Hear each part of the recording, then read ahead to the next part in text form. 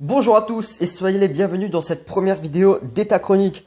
Alors État Chronique, qu'est-ce que c'est? C'est tout simplement un remake, un préquel ou comme vous voulez à la chaîne État Critique. Donc pour ceux qui ne connaissent pas État Critique, c'est une chaîne de critique cinéma sur YouTube.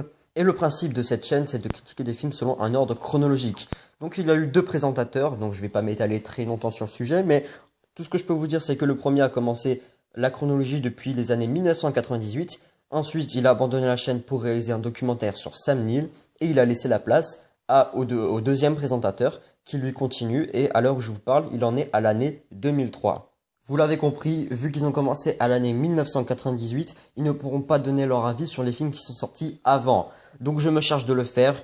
Je commence à l'année 1990 et je prévois de faire 10 films par année. Donc ça fera au total 70 vidéos à peu près. Car j'ai 7 années à faire, donc 90 jusqu'à 1997, et je m'arrêterai là. Donc aujourd'hui, je vais commencer avec un grand film, un classique, le film Misery réalisé par Rob Reiner. Misery, c'est quoi? C'est tout simplement à la base un roman de Stephen King qui est connu pour avoir écrit des livres comme Shining, Christine, etc.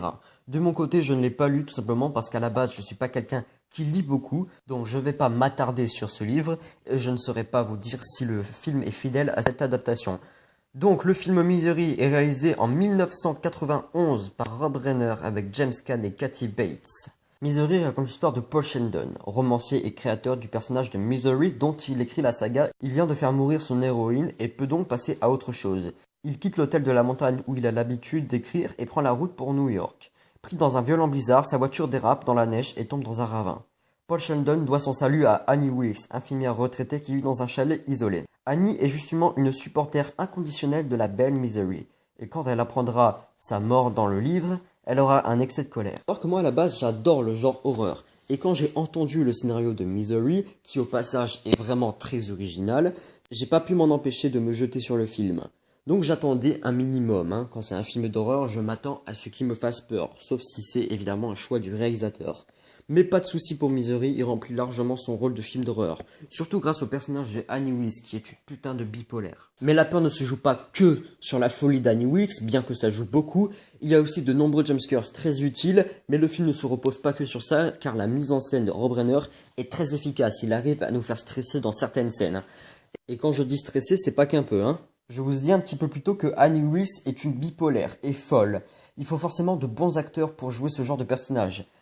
Et Kathy Bates est juste bluffante dans le rôle de Annie Wilkes. Elle arrive à rendre le personnage à la fois sympathique, à la fois drôle et à la fois très effrayante. Kathy Bates se jouera par la suite dans Titanic, rien que ça. Mais James Caan est lui aussi très bon dans son rôle de Paul Sheldon. On s'attache à lui, on veut qu'il survive, bref, on est avec lui. Et James Caan, quant à lui, n'aura pas de grand rôle vraiment très marquant. Il a joué dans plein de films, mais vraiment aucun où il y a une prestation qui ressort. Si ce n'est Misery. J'en ai parlé très peu un petit peu plus tôt, mais l'histoire de ce film est juste excellente. Le scénario est très bon, bien qu'un petit peu trop répétitif dans son genre, un petit peu huis clos, parce que c'est vrai qu'on suit beaucoup Paul Sheldon dans sa chambre, mais malgré ça, le scénario arrive toujours à nous surprendre. Les couleurs du film sont très agréables à regarder, le film est assez beau au niveau des couleurs, mais ce n'est pas le cas des effets spéciaux.